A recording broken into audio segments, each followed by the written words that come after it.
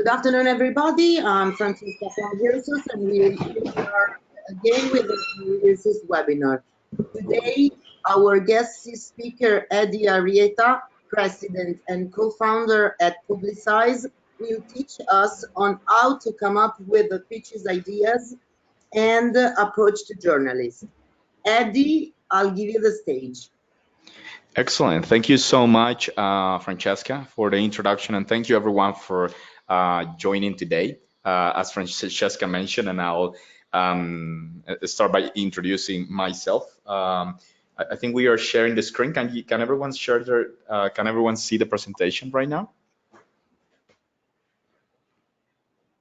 Yes, we can. Francesca? Okay, excellent. So we can all see the presentation. I think, Pablo, if we can make it, yeah, large for everyone, that'd be great. Now you are the presenter, Eddie, so. Okay, I think we have, 1 second, we're just trying to figure out if this is.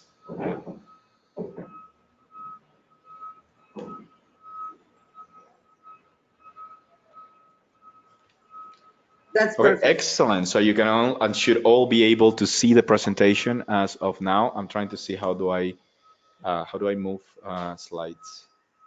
Sorry. Okay, excellent. I think we're good now. Is that one attendees has a question. Paulina, I'll open your microphone.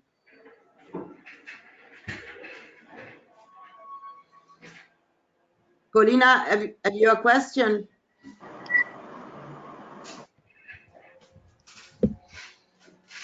Okay. Okay, so Eddie, you could go on now. Okay, excellent. So once again, my name is Eddie Arrieta, president and co-founder at Publicize and Espacio. You can see all my contact information on your screens. My LinkedIn is a really easy way for you to find me. Also, you can see my Twitter account. You can also request a consultation with me. You can also do that in there. My time is very limited, so please bear that in mind as you are trying to schedule calls, because it might take a few weeks, even in some cases, to do that. Today, we're going to be talking about how do you match your business objectives with your PR objectives. In general, we're really trying to answer the question how to pitch your business to publications. So you have to also figure out your narrative. You have to do some media housekeeping. You have to develop your baseline. And of course, we're going to present to you with a very quick guide on how to pitch to journalists with some extra tips for you there. We'll probably do this in around 20 to 30 minutes. So if there are any questions along the way, please feel free to add them to your log of questions or put them in the chat. I presume there is a chat system here, and it's in there. So you just put the questions in there and we'll continue moving forward. So first things first, before, of course, you start mapping out your PR strategy or brainstorming announcements and targeting media outlets, you need to have your business objectives defined. So thankfully, this is something that most startups and other companies will already have in some form of another. So think about your business plan or commercial strategy. Where do you want your business to be in 6 or 12 months time? And then from there, we can potentially start working on, some other strategies in terms of PR. So take a look at the list we're providing here. And ask yourself if any of these apply for you. Do a few of them apply to you? Do all of them apply to you? This is the starting point of our conversation. We cannot move forward if we are not clear on what business goals you are trying to achieve. I once learned that action without a plan is a waste of energy. Well, we are trying to make sure we have a solid starting point to any PR activities. So, do you want to get out there? Do you want to secure funding? Are you attracting talent? Are you attracting investors? Are you trying to sell your business? Are you trying to increase sales or increase your user base? You should think about that. If you're not certain about your business goals and even your business strategy, let us know. We have a world-class talent at Publicize that can provide very powerful insights. Of course, you also know Francesca, so some of these things might help you as well. So try to get your business strategy set, try to get your objectives set up, and then we can go from there.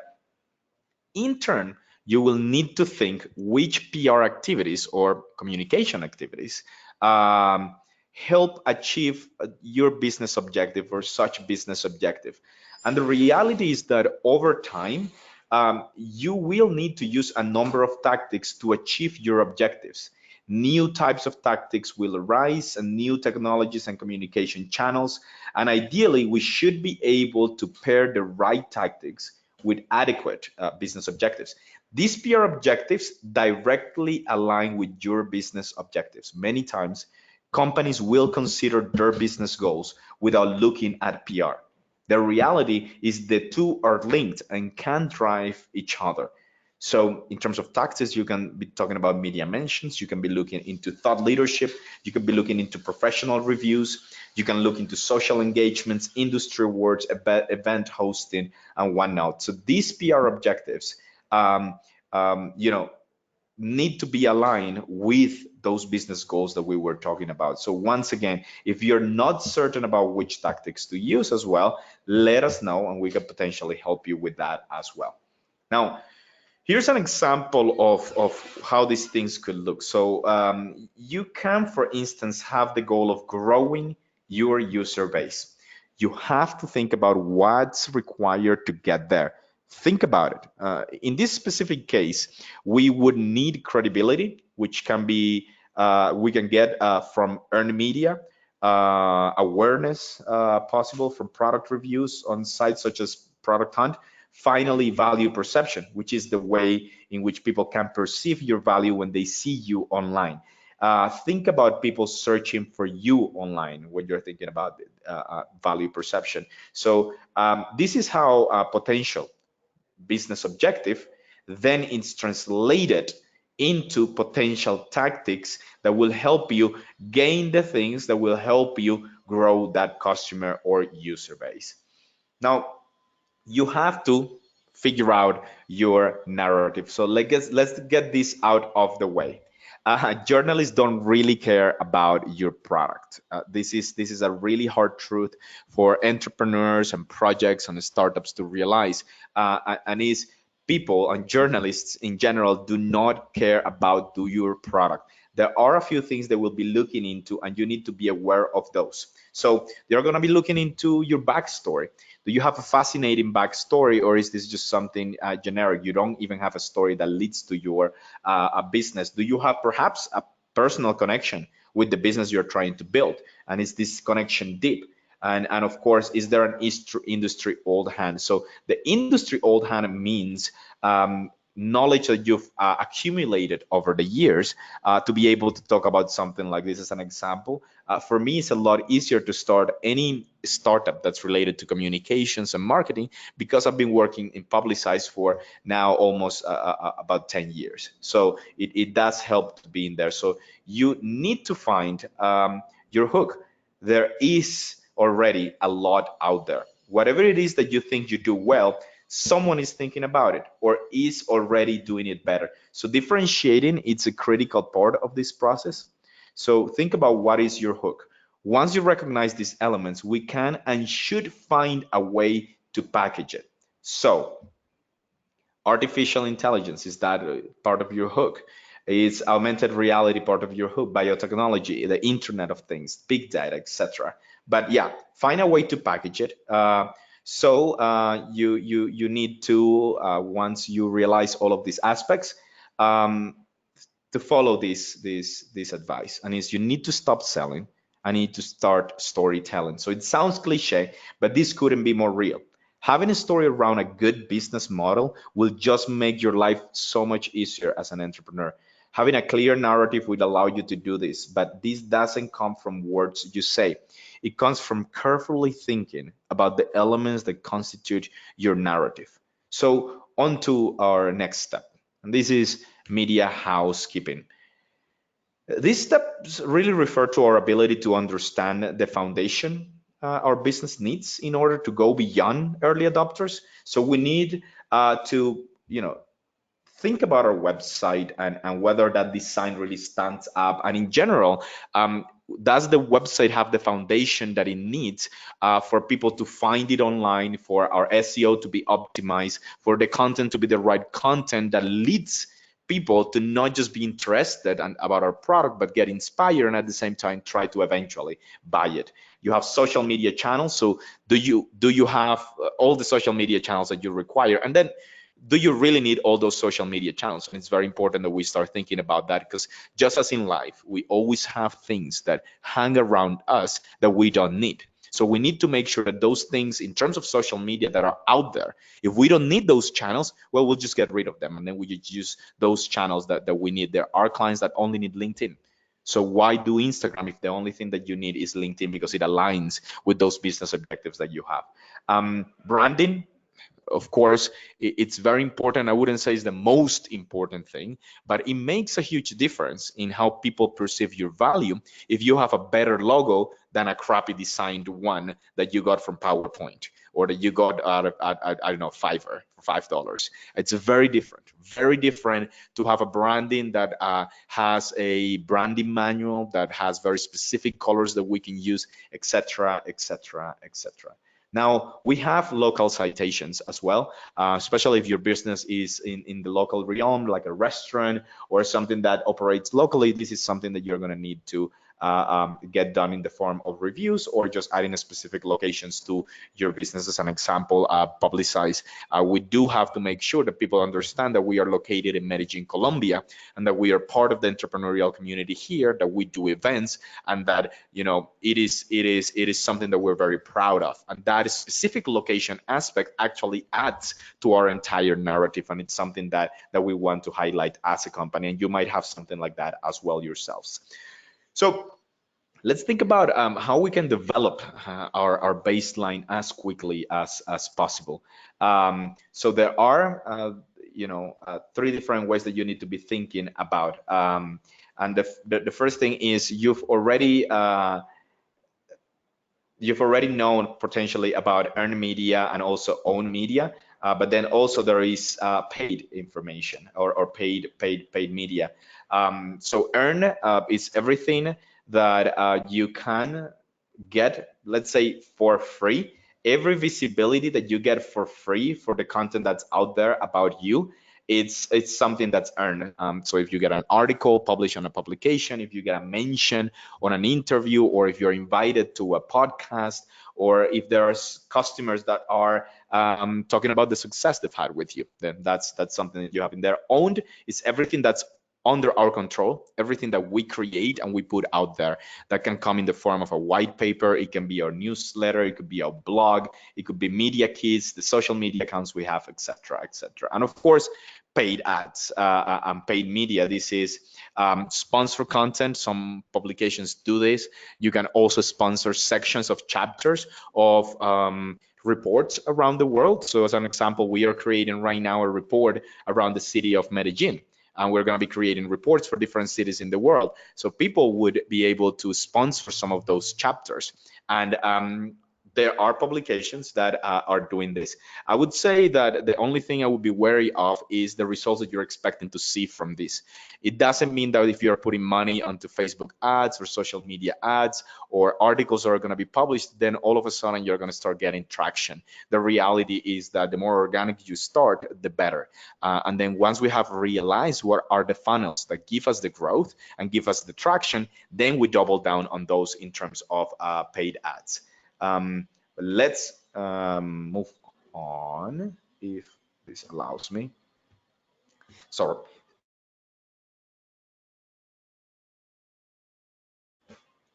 So and you've probably thinking, okay, Eddie, and I think we've talked about this. So let's move on to the next slides. So it's difficult really to count the benefits, because I'm telling you, like, start organically, don't pay for things. So it's difficult to count the benefits on earned media on the one hand, but we are going to try here. So here's a deeper dive into how earned media achieve these benefits. So it builds awareness.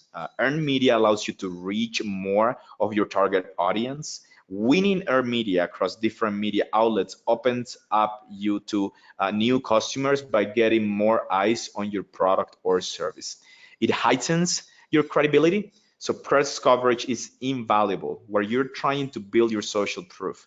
By producing thought leader articles or thought leadership articles for publications read by your audience, you demonstrate your industry knowledge and build your credibility. So it increases trust.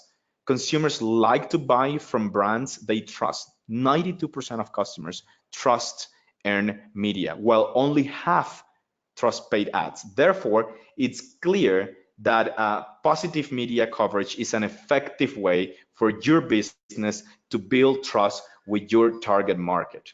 It also boosts your SEO. So earned media will have a positive effect on it. And if you especially get the right type of coverage, this is going to increase your domain authority. It increases your leads and sales. So the positive attributes of earned media all lead towards business success. Through increased visibility, credibility, and a clear identity, you'll no doubt experience an increase in leads and ultimately in sales. So before you start wondering how to get press, you need to get your house in order. So what do we mean by that?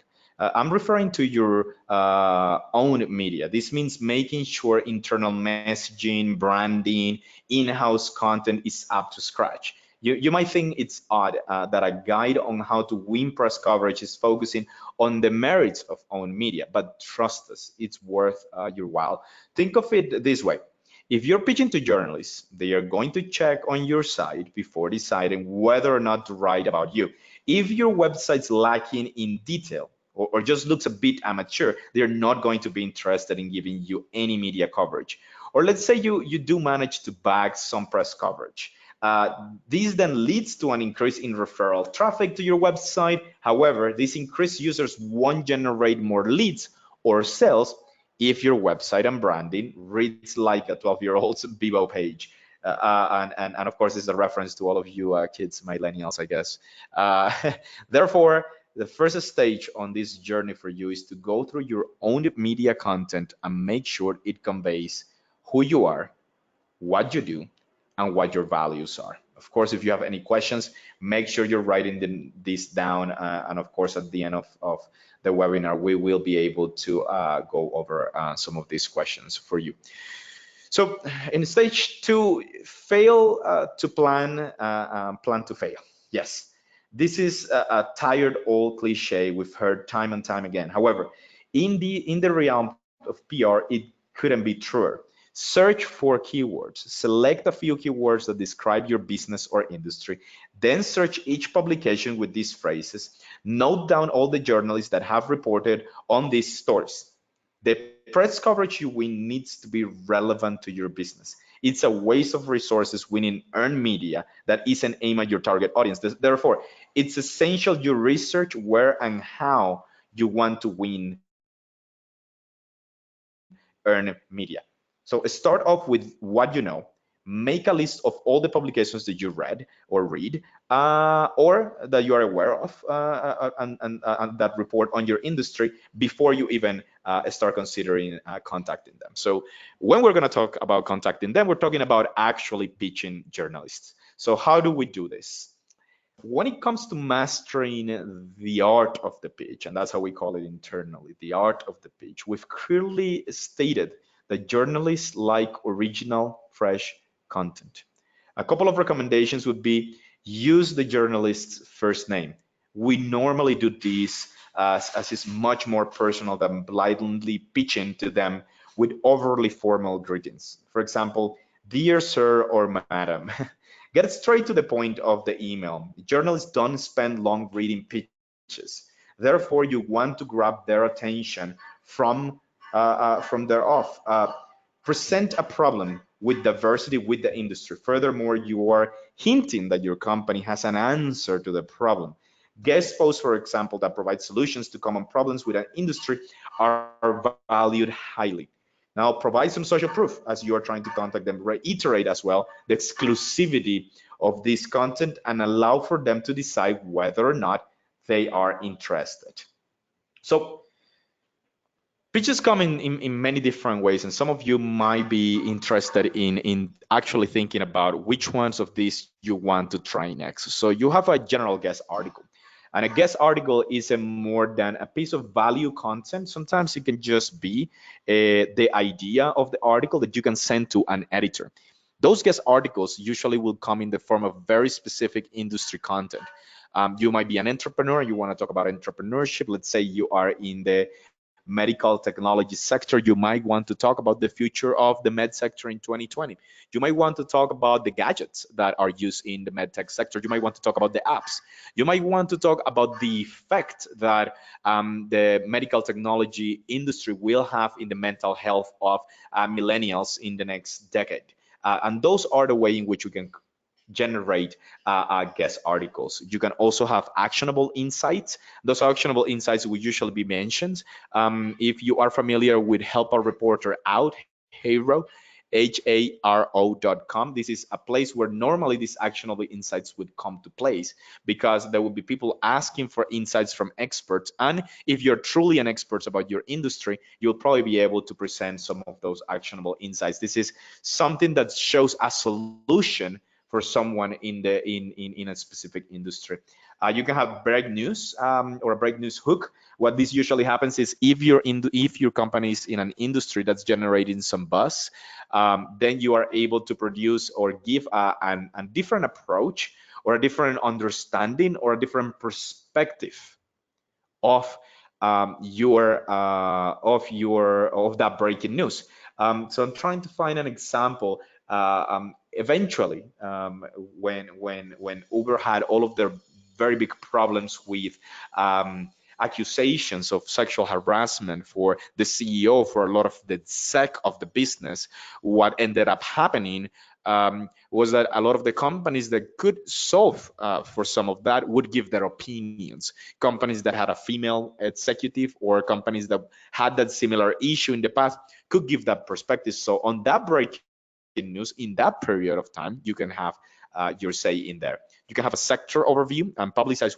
We do this all the time because we love startups and we love entrepreneurs. We usually create ecosystem reports, and those ecosystem reports talk about our sector, which is the startup and entrepreneurial sector, and then we cover a specific city. And this is something that you can do as well. You can also have the how X will help Y, and that means how a specific approach or concept or product or service or thing or X will have a positive effect on a Y. A Y can be a situation, a problem, a moment in the history of our industry. And that's something that most companies are and should be able to do. And finally, of course, product reviews. Product reviews are more specific to gadgets and hardware, but definitely there can be product reviews for specific applications. So app reviews are also available for something that you are able to do. I think let's do now a summary of what I've mentioned. So guest articles. So what is it? So it's when it's an article that's published by a publication under your name. The key takeaway here is that you are trying to show social proof and and something that implies relevance. And when do you do this is when we are trying to pitch for a guest article in a publication which is talking about a general topic. Once again, actionable insights. The key takeaway on this one is the importance and impact of the information the expert has and how his background proves it. So this is a comment on a story that's attributed to you. In terms of breaking news, it's a commentary, like I mentioned on a breaking news. The key takeaway is to present a unique insight that transforms the understanding of a piece of breaking news. The sector overview, of course, the key takeaway of this one is to present data and arguments to validate the understanding of an industry. Then how X will help Y, the key takeaway here is how a particular trait, characteristic, condition about you or your company helps solve a known problem. And then we have the product review. The main point of a product review is to show relevance to the industry. relevance and a product description. So whoever is reviewing that, you need to show that it's relevant as a product description. So here's a pro tip for all of you. The best times to pitch, and this is based on the information that we have from our clients, the best times to pitch for us have always been Tuesdays and Wednesdays between 8 to 9 a.m. and also at 3 p.m. 61% of journalists prefer pitches in the mornings and 30% in the afternoon and 9% in the evening. So take that as a consideration. 92% of journalists prefer email pitches than a phone call or a Telegram or a WhatsApp message. So be aware of national holidays and major events, and that's the best pro tip I can give you at this moment. And as promised, 20 to 30 minutes. It's question time. I'm open to any questions that you guys might have at the moment. Thank you, Eddie. If anyone has some question for Eddie, please raise your hand on the control panel of GoToWebinar, or write your question in the chat.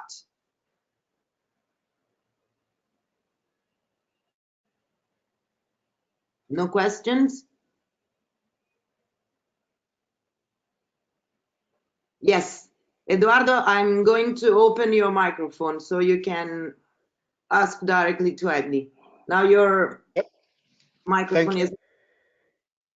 Thank you for the nice presentation and the overall, I think, direction. My major question here is, how much is too much? Like, what I generally hear, how important share of voice is, and I want to hear your opinion on this. Eduardo, I think it broke down a little bit. Sorry. My question is mainly on share of voice. How much is that critical and important? How much is share of voice gets to a critical mass, and how much does it damage your reputation, if you will?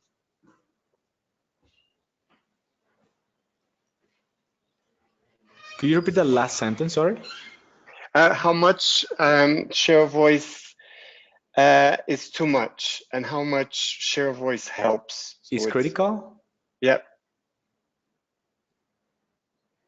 And what is your understanding of shared voice?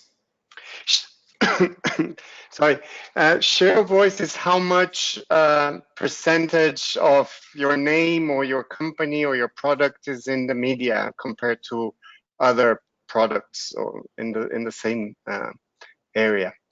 Sure. I would say the main thing, especially for journalists, is of course it helps if you are a known company. It does help. There's no denying to that. But when you are a new company, you can also get a lot of value because of how you are perceived. You're perceived as a newcomer.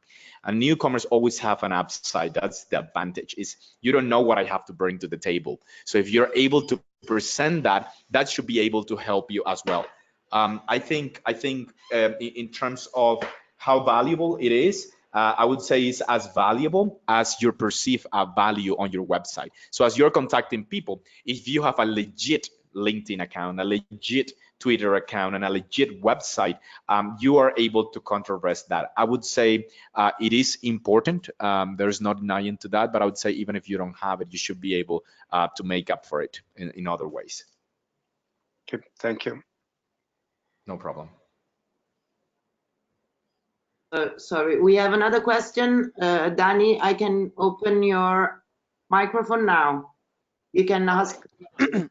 Hi, good morning, everyone. I'm not Danai, I'm a colleague of hers, which just have entered the webinar under a visitor mode. So my name is Margarita, and Hello. I would like to ask, can we place the whole discussion on share of voice and the concept of what we have discussed by now and relate it to, for example, the times that we contact journalists in terms of issuing press releases, for example?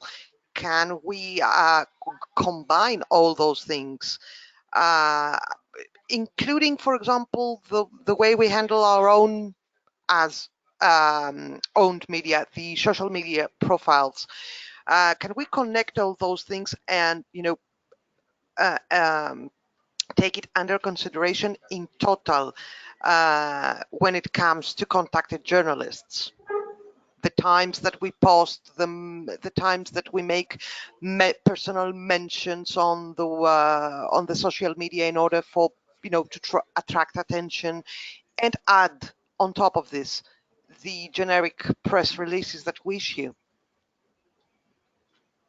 Yeah, I would say, and thank you so much. I think that there are a few parts of that question that I'd like to look into. I think the first part that I'd like to look into is, mentions of journalists or people that we want to attract as we're tagging them on stories. I'll be very, very careful on how we do that. Unless we find absolute relevance and we're just not trying to get them to write an article, then I will be very careful with it. I will try to make sure that whatever it is that I'm doing, that is as legitimate as possible. So instead of tagging someone, be like, hey, you should be interested about what our company is doing, I think it's better to retweet the content that they have that aligns with the business. And if you do that often, what happens is that the moment when you send them a private message saying like, hey, I've been following what you write, I think the business and what we're doing is something that you should check out, and that is it, then I'll be okay with making those connections. When it regards to press releases and when to like publish them, I would say press releases have been demonized for many years and also have been ignored for many years. I don't think a press release is something that should disappear. I also don't think a press release is something that we should elevate like the best strategy that we could follow. I think a press release is something that helps writers get the information that they need to cover a specific topic. So when you're doing a press release, putting deadlines on the press releases and saying like, hey, this is not something that we are gonna that this is something that if you don't publish it by this date, like you won't have the story, or you need to publish by this date. It does help a little bit, and that's called an embargo. For those that don't know, an embargo is when you set a specific date for the release of an announcement. So let's say I'm gonna launch my company, and I say, hey, the launch of the company is gonna be November 15th. So what I do is I send to all of the writers the press release, and I say to be published on November 15th. The reality is, remember the message that I said to you earlier, like, nobody cares about your product. Unfortunately, something like that. Most clients, of course, most publications, sorry, would take so long to respond, and most of them won't respond. So when talking about a press release, then putting all the information in there in a clear manner is going to be really good. If you want to have any success, whether you're contacting through private message journalists or sending a press release, I will really recommend you start looking into the baseline of the work that we should be doing. And that's what we covered earlier. I don't know if that answered your questions, Margarita. Yes, greatly. Thank you very much. Thank you very much.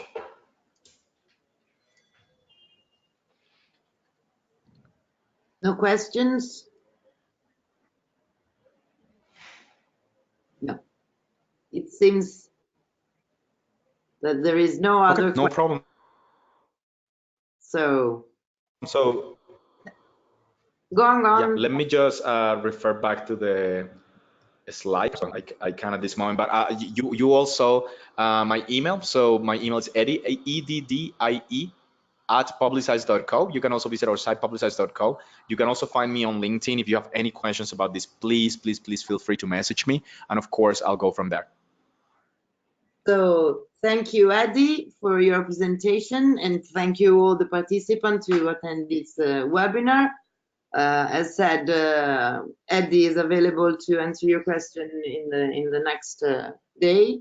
And also, as usual, Eddie's presentation and the recording of this webinar will be available in a couple of days on IRSU's website. So if you want to reread the presentation, you can do it in a couple of days. Thank you so much. Okay, excellent. Thank you everyone for your time. Talk to you soon. Bye-bye. Bye.